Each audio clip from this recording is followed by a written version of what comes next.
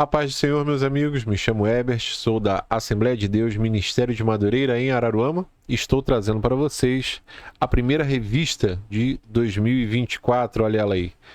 Família, um projeto de Deus. É a nossa revista da Escola Bíblica Dominical pela editora Betel, tá certo? Antes da gente começar a lição, vou pedir para que você deixe um like nesse vídeo, deixe suas dúvidas no comentário, tão logo eu puder eu vou estar respondendo, se estiver ao meu alcance também.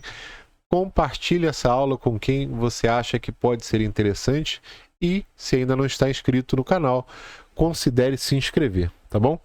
Essa revista do primeiro trimestre de 2024 vão trazer 13 lições falando sobre a família. E logo aqui na primeira lição a gente tem o projeto estrutural da família. O texto áureo vai dizer o seguinte: E disse o Senhor Deus, não é bom que o homem esteja só.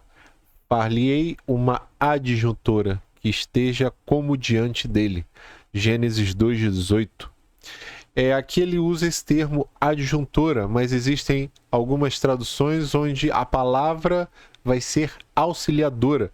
Eu separei 4 traduções aqui. Uma diz auxiliadora que lhe seja idônea, uma auxiliar que lhe corresponda, ajudadora que seja idônea. Então, Gênesis 2:18 vai falar sobre o projeto da família. É o primeiro momento em que esse projeto aparece na Bíblia e logo no comecinho, né? Gênesis é o primeiro livro. Aqui, na verdade, aplicado, a gente tem assim: a criação da família é obra de Deus, mas a sua administração é de responsabilidade dos seus membros.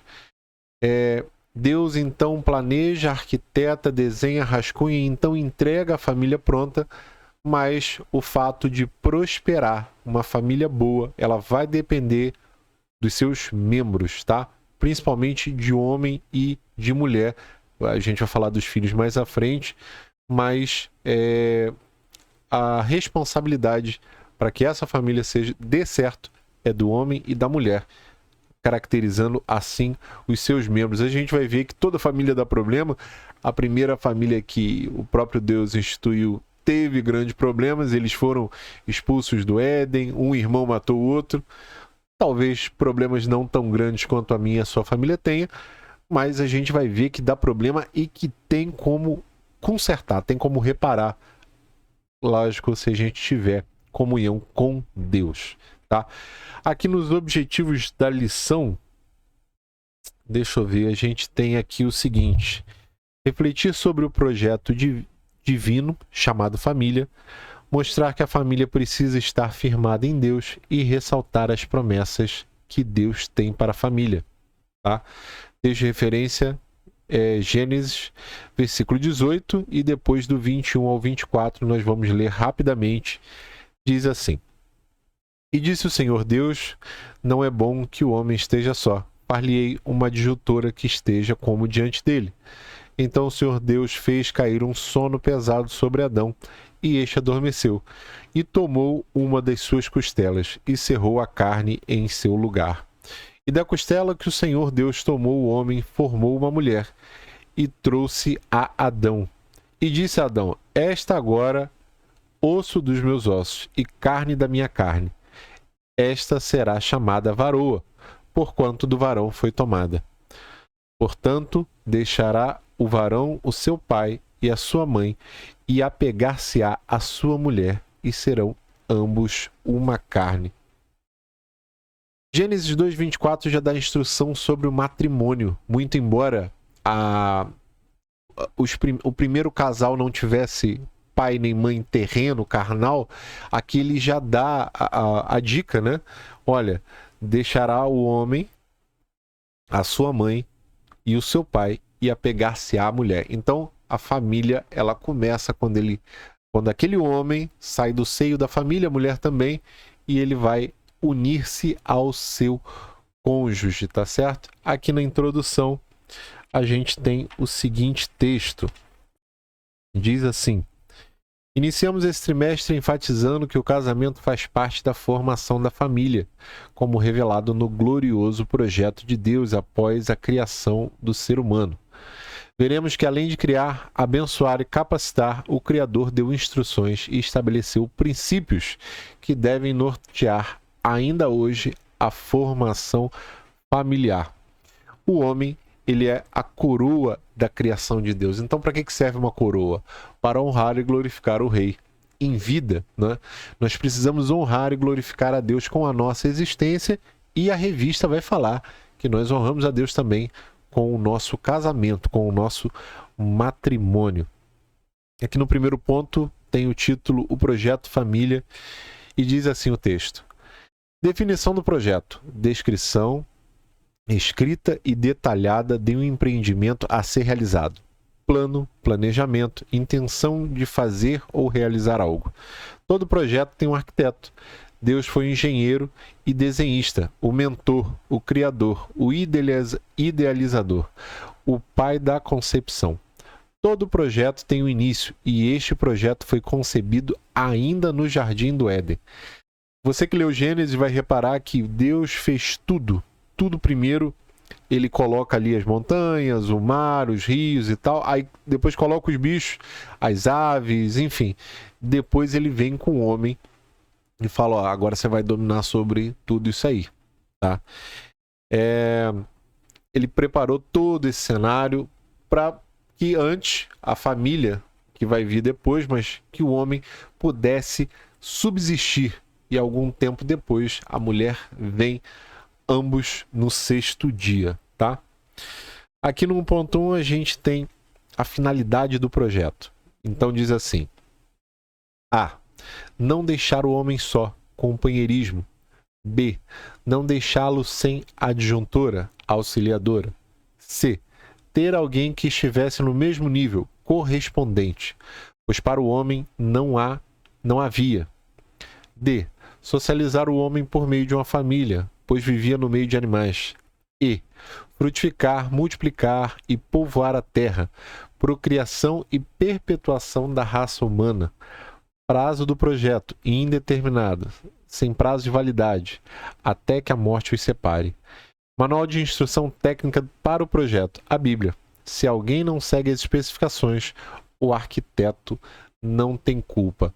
Muito embora esse 1.1 ele já esteja bem rascunhado, eu fiz algumas anotações aqui que podem ser interessantes para a gente. Não deixar o homem só. Então, Deus preparou alguém da mesma espécie de Adão. O B vai dizer não deixá-lo sem adjuntora, sem auxiliadora. C. Alguém que estivesse no mesmo nível, correspondente. D. Socializar por meio de uma família, a criação de um sentimento, de vínculo. Por mais que a gente consiga desenvolver afeto por animais, não é a mesma coisa quando a gente desenvolve sentimento, afeto por alguém que é igual a gente, que está no mesmo patamar que a gente e que é da mesma espécie que a gente. Frutificar, multiplicar e povoar a terra, macho e fêmea. Não há reprodução com dois do mesmo sexo, nem dois masculino e nem dois feminino. Para que haja procriação e perpetuação, a gente vai ver mais à frente que ambos precisam ser de sexos opostos, tá? Manual, Bíblia. Adão e Eva não tinham manual, mas a Bíblia dá a entender que sempre na viração do dia Deus ia até o jardim e se relacionava com eles. Imagina o privilégio de ter sempre na viração do dia Deus indo no jardim do Éden para conversar com a sua criação. Lógico, ele não ia conversar com os bichos, mas ele conversava com Adão e Eva. Então hoje a gente tem a Bíblia completa e suficiente, de capa a capa, que é o nosso manual de instruções, como a própria revista vai dizer. Eu quero ler um texto com vocês que está lá em Mateus 19, do 10 ao 12. Tem um detalhe muito interessante aqui, que eu gostaria de compartilhar com vocês. Diz assim: os discípulos lhe disseram: se esta é a situação entre o homem e sua mulher, é melhor não casar. Jesus respondeu: nem todos têm condição de aceitar esta palavra, somente aqueles a quem isto é dado. Alguns são eunucos porque nasceram assim, outros foram feitos assim pelos homens. Outros ainda se fizeram eunucos por causa do reino dos céus. Quem puder aceitar isso, aceite. Então aqui nesse trecho de Mateus ele vai dizer o seguinte, é um trecho que, se você ler os versículos anteriores ao 10, você vai ver que eles estavam falando sobre a separação do homem e da mulher. Isso vai ser abordado melhor nos próximos capítulos, até nas próximas aulas, mas aqui no 11 ele tem uma coisa interessante. Nem todos têm condição de aceitar essa palavra, somente aqueles a quem isso é dado. O matrimônio, ele é uma responsabilidade e ele é dado, ou seja, nem todos vão se casar. Aqui no 12 ele complementa dizendo que outros ainda se fizeram eunucos por causa do reino dos céus. Outros vão estar tão atarefados com as obras do reino de Deus que não vão se casar, porque eles precisam de uma dedicação total e maior a isso. Aqui no final do 12, ele fala o seguinte: quem puder aceitar isso, que aceite. Quem puder ficar solteiro, quem quiser ficar solteiro, quem quiser se dedicar à obra, que o faça. Mas quem quiser casar, case, que também é bom. Aqui em Provérbios 18, 22, a gente tem um texto interessante também, que diz o seguinte: quem encontra uma esposa, encontra algo excelente, recebeu uma bênção do Senhor. Então, aqui está falando especificamente para o homem que encontra uma esposa, não que encontra uma mulher, não que encontra uma namorada, que encontra uma esposa, recebeu uma bênção do Senhor. É uma bênção se casar, é uma bênção formar uma família, poder dar continuidade e perpetuar a espécie, tá? Aqui no 1.2 vai falar sobre investimentos do projeto. Amor. Sem amor o projeto esfria. Responsabilidade. Sem responsabilidade o projeto não anda. Presença de Deus. Sem Deus o projeto fica sem arquiteto. Cooperação. Sem cooperação o projeto fica egoísta. Compreensão. Sem compreensão o projeto fica embaraçado. Taxa de juros do projeto. Vencer as dificuldades diárias. Passar por cima dos obstáculos e vencer as crises. Objetivos do projeto: produzir outros produtos idênticos, fazer o homem à imagem conforme a semelhança de Deus, perpetuar a raça humana, dominar sobre os peixes do mar, sobre as aves do céu, sobre os animais domésticos, sobre toda a terra e todos os répteis que se arrastam sobre a terra. Aqui a gente tem alguns pontos interessantes, né? Ele dá mais ou menos separado e bem abreviado o que cada um quer dizer, mas eu vou fazer alguns apontamentos aqui. O primeiro deles fala sobre amor. Sem amor, o projeto esfria. Repare só um versículo aqui de Marcos. Marcos 12, 31 diz o seguinte: e o segundo, semelhante a este, é: amarás o teu próximo como a ti mesmo. Não há outro mandamento maior do que este. Entenda o seguinte: se amar é um mandamento, então você não ama por sentimento. Você ama porque é uma ordem. Se é uma ordem, é porque você decide ou não acatar essa ordem. Então, quando você casa e quando você decide amar alguém, você não ama porque você sente, você ama porque você decide amar. E é lógico que, com o passar do tempo, muitas características das quais a gente viu na outra pessoa, elas com o tempo vão sumir. E aí a única coisa que vai ficar é a decisão de amar. Na maioria dos casamentos a gente vê na tristeza e na alegria, na saúde e na doença. A gente vê uma série de problemáticas que muitas pessoas acabam se separando, se afastando, mas nós, como somos crentes, é até que a morte separe, tá? Que mais? Aqui diz também responsabilidade. O Novo Testamento diz a responsabilidade de cada um. Efésios 5:22 vai dizer o seguinte: vós mulheres, sujeitai a vossos maridos como ao Senhor. Então, aqui é uma ordem específica para as mulheres: sujeitar-se aos maridos. Muitos podem dizer, mas esse é um texto que é machista, né? Perceba uma coisa: quando a mulher se sujeita ao marido, antes dela casar, ela vai escolher o marido. Então, ela escolhe a quem ela vai se sujeitar. Se o marido é o cabeça do relacionamento, ela precisa escolher uma boa cabeça, tá? Então, como a própria Bíblia nos orienta, a mulher precisa se sujeitar ao marido, mas escolha bem o seu marido, tá? Efésios 5:25 vai dizer o seguinte: vós maridos, amai vossas mulheres, como também Cristo amou a igreja e a si mesmo se entregou por ela. Quando fala aqui que Cristo se entregou por ela, pela igreja, ele está dizendo o seguinte: Cristo se colocou no lugar da igreja, Cristo se doou pela igreja, Cristo fez tudo o que poderia pela igreja. Esse é o papel do homem. Enquanto provedor, ele precisa amar a esposa, independente das condições, se colocar, dar a sua vida por ela, como Cristo fez, tá? Aqui a gente tem a presença de Deus que diz o seguinte: a presença de Deus a gente tem através de oração. A oração, ela gera intimidade. O estudo bíblico, ele vai gerar conhecimento. O arrependimento gera a transformação e a comunhão, porque os dois são um só. É impossível casar e não ter comunhão com a outra pessoa, tá? Aqui em cooperação, eu anotei o seguinte: os dois precisam cumprir com os seus papéis, precisam ser só um. A nação madureira, né, a Assembleia de Deus Madureira, ela tem uma frase assim: nação madureira, unidade, hierarquia e disciplina.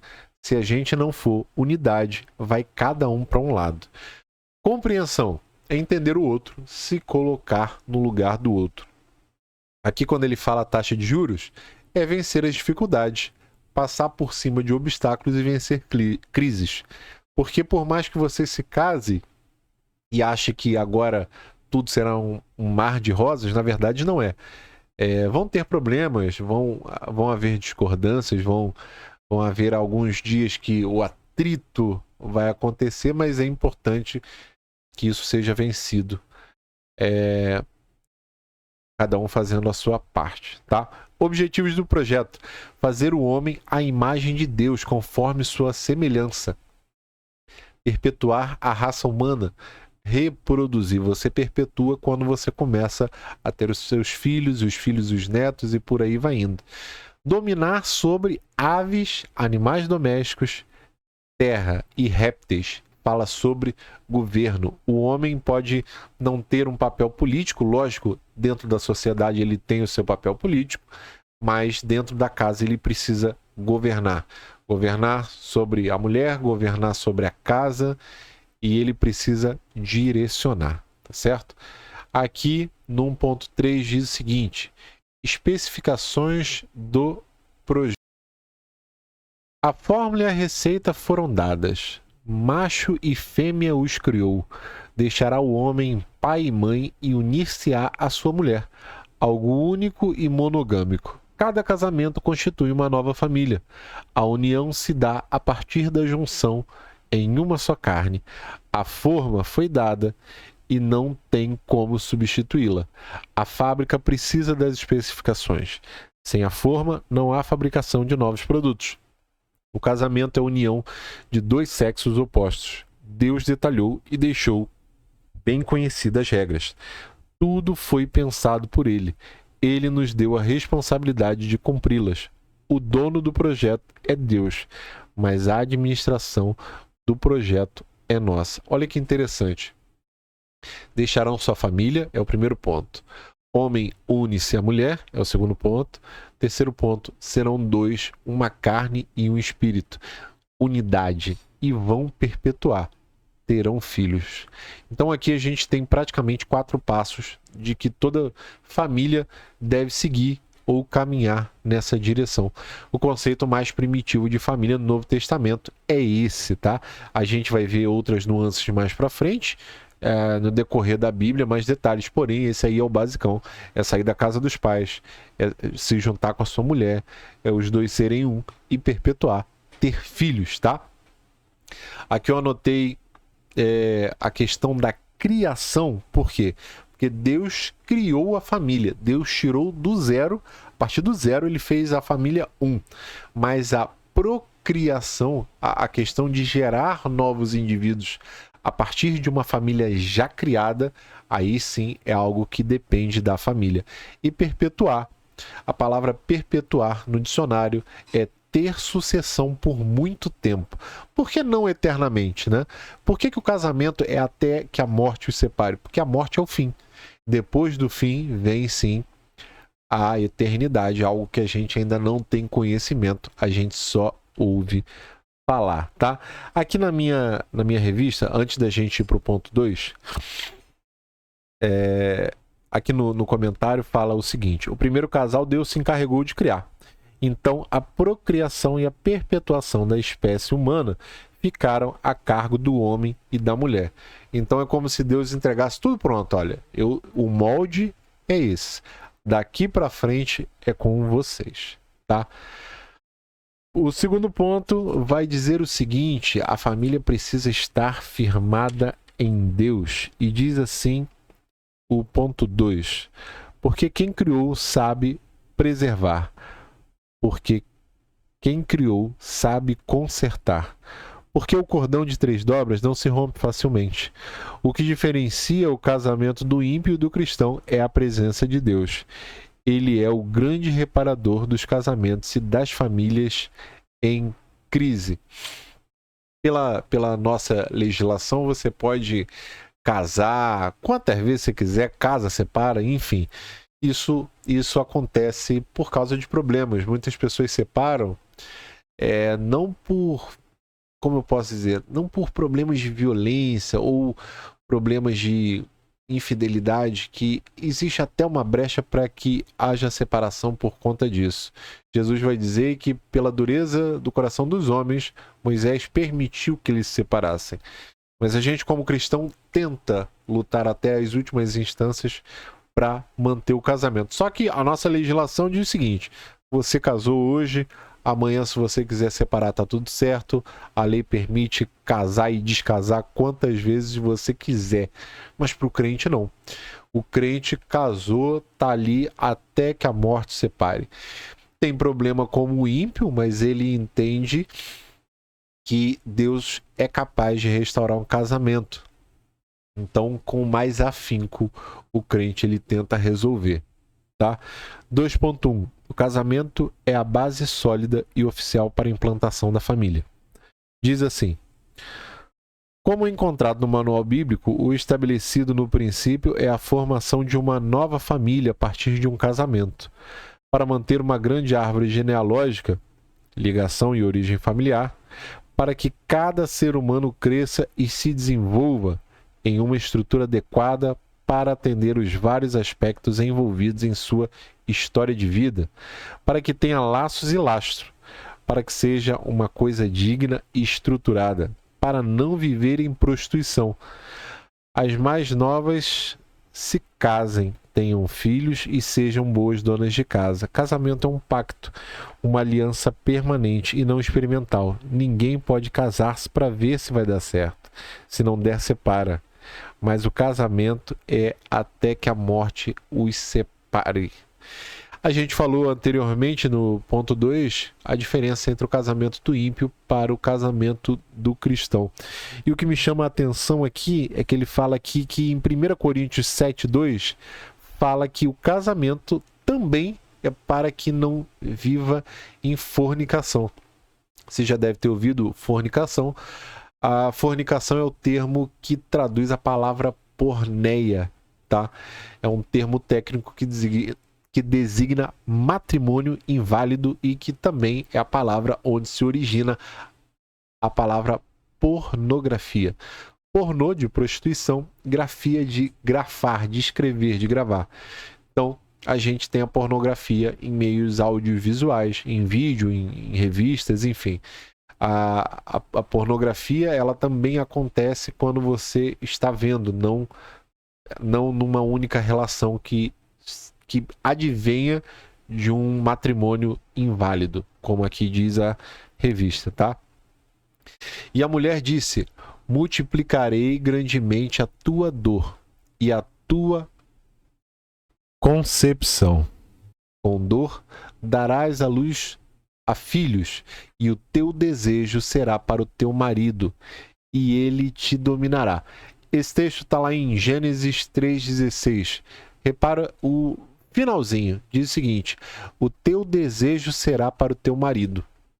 Então, o teu desejo, o teu apetite sexual é para o seu marido. Casou, aí realmente você está regular e você pode ter um relacionamento sexual com essa pessoa, mas fora disso, ele é inválido, tá? 2.2 diz o seguinte: a família deve cultivar a prática devocional.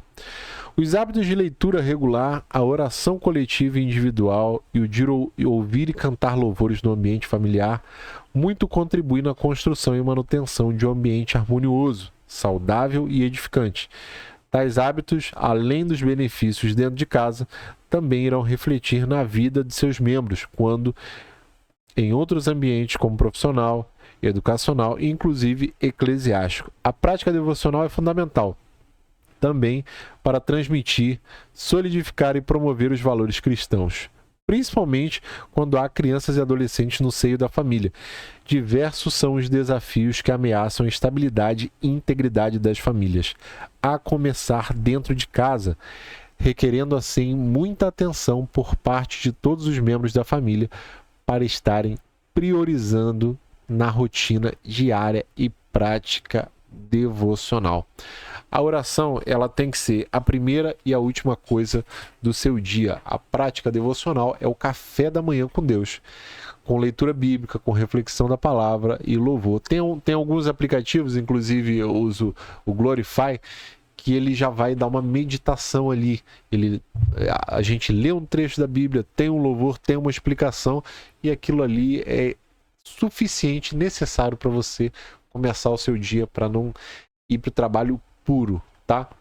E aí é aquela coisa, a questão que a revista fala aqui de cantar louvores no lar e fazer um devocional e ler a Bíblia, é porque se você tem filhos, crianças ou adolescentes, ou enfim, outras pessoas moram com você na mesma casa, essas pessoas vão ver a rotina, mas especificamente em falando de criança, a criança ela copia o que ela vê. Então, como é que a criança vai saber que ela tem um pai ou uma mãe crente se ele não lê a Bíblia, se ele não canta louvores, se ele não faz uma reflexão, se ele não faz um culto no lar? Entendeu? Então, esse exemplo que a criança copia, que a criança observa, é importante que a gente tenha esses hábitos dentro do ambiente familiar. Tá bom? 2.3. Todo novo matrimônio precisa cortar o cordão umbilical. Deixará o homem pai e mãe, se possível geograficamente, se possível financeiramente, se possível emocionalmente, se possível na tomada de decisões. Respeitar, honrar, obedecer pai e mãe é um mandamento com promessa, bem diferente de viver da dependência. Também não é abandoná-los, mas evitar que os parentes se intrometam, interfiram, mandem no seu casamento. Não dê mais valor e atenção aos parentes do que ao seu cônjuge. Se tem que cortar o cordão umbilical, que corte por completo, porque qualquer dependência é prejudicial. O cônjuge, ele é o único parente que você escolhe. Você não escolhe mãe, você não escolhe pai, você não escolhe irmão, nem filho você escolhe. Você escolhe ter o filho, mas você não escolhe as características do seu filho. Você vai ter olho azul, verde, cabelo crespo, enfim. Mas o cônjuge você escolhe, a sua esposa você escolhe, o seu esposo você escolhe.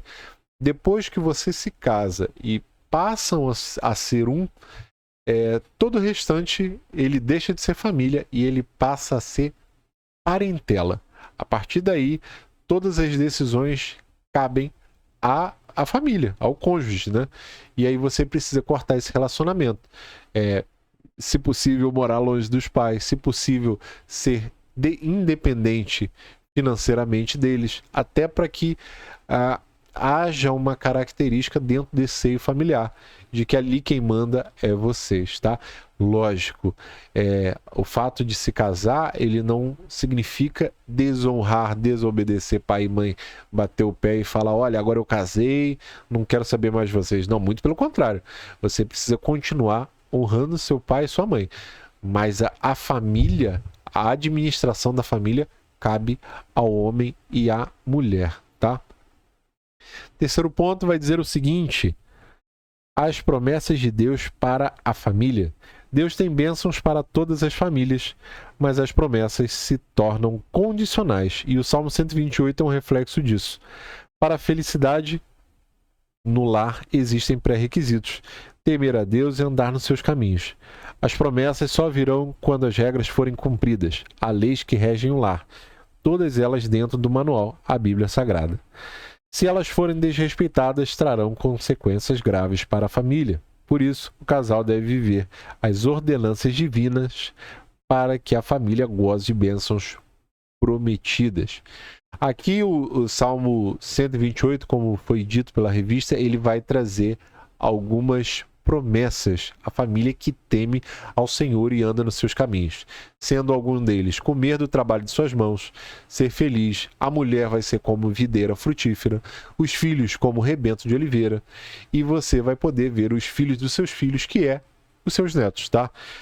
A partir daí, o 3.1, 3.2 e o 3.3, eles vão explorar o Salmo 128 com mais afinco.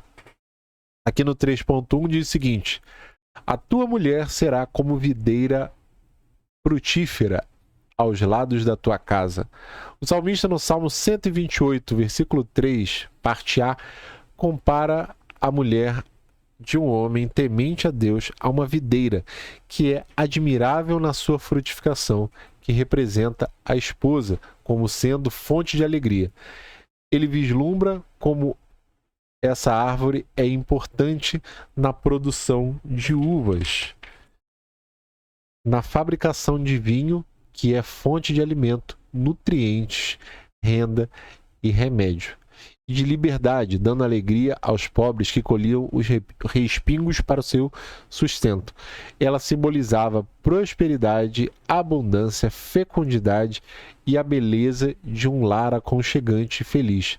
A Bíblia está repleta de metáforas usando a agricultura para falar de coisas importantes. Jesus usou muito essas comparações. Então, aqui a gente pensa a palavra fertilidade, né? Se os filhos são herança do Senhor, quanto mais abençoadas eram as famílias, mais filhos elas tinham. Assim pensavam os judeus, né? Então a gente tem a mulher como videira. Na questão da fertilidade, eu acho que é o que pode ser pensado aqui, mas uma mulher boa, é uma mulher admirável, é uma mulher próspera, é uma mulher atenciosa, tanto quanto era a videira naquele tempo. A videira ela tinha várias características e uma boa videira era motivo de orgulho e de alegria para o agricultor. 3.2 diz o seguinte: os teus filhos como plantas de oliveira à roda da tua mesa. O salmista no Salmo 128, versículo 3, compara os filhos de um homem temente a Deus a uma oliveira, que é uma das mais valiosas árvores para os hebreus, que representa os filhos fortes e cheios de saúde, como uma oliveira nova, reunidos à volta da mesa. Era chamada dignamente de rainha das árvores. Ele vislumbrava como esta belíssima árvore é importante na produção de azeitonas e de azeite, que é fonte de alimento, renda e remédio. Unção, madeira para esculpir e generosidade, dando aos pobres a alegria de colher os seus respingos para a sua sobrevivência. Ela simbolizava longevidade, vitalidade, perseverança e fidelidade dos filhos que obedecem e honram aos seus pais. Aqui já existe um apontamento com a questão de valor. Filhos de muito valor, filhos educados, filhos obedientes, filhos amáveis, filhos honestos, verdadeiras joias. Se no primeiro ele fala de videira, no segundo ele já fala de oliveira. São duas plantas, né? São duas de maior valor pela produção. Uma produzia uva, a outra produzia azeitona. E cada um aqui no Salmo 128 vai ser pensado de uma forma. Para a gente finalizar, o 3.3 diz o seguinte: viverás para ver os filhos dos teus filhos. Diz assim. O salmista diz no Salmo 128, versículo 6, como será abençoado o homem temente a Deus. A promessa de viver para ver os filhos dos filhos é empolgante e abençoadora. A chegada dos netos é algo indescritível. A emoção de ter os netos por perto ou poder participar de momentos com eles não tem preço. Tal experiência faz parte da porção que Deus prepara às famílias nesta terra. Ser avô e avó é como amar o filho pela segunda vez. Há um ditado que diz que os netos são os filhos com açúcar. Nessa relação, existem benefícios para ambos os lados. É impressionante como essas duas gerações trabalham na saúde física, emocional e psicológica uma da outra. Eu já sou pai, eu acredito que vou ser avô um dia, se Deus quiser. E depois que os filhos crescem, é normal a gente sentir saudade da época que eles eram pequenininhos, né? E aí, quando os nossos filhos têm filhos e a gente se torna avô, é como se a pessoa tivesse ali um flashback, né? E pegasse a paternidade na carona dos filhos. Depois que o filho cresce, ele sai de casa, ele vai viver com a esposa ou com o esposo. E aí, quando tem os netos, é como se a gente estivesse revivendo mais uma vez o fato de ter aquelas crianças pequenininhas, que também o neto é como se fosse um filho, né? E ter a questão do sentimento. Gente, esse foi a primeira lição da nossa revista de 2024.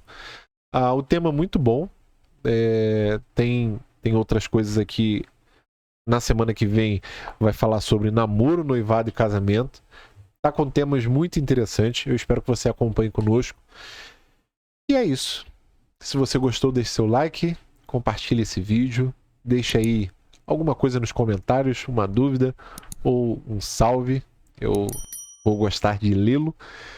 E se você ainda não está inscrito no canal, considere se inscrever. Eu vou ficando por aqui. Até a semana que vem. Muito obrigado por tudo. Tchau, tchau.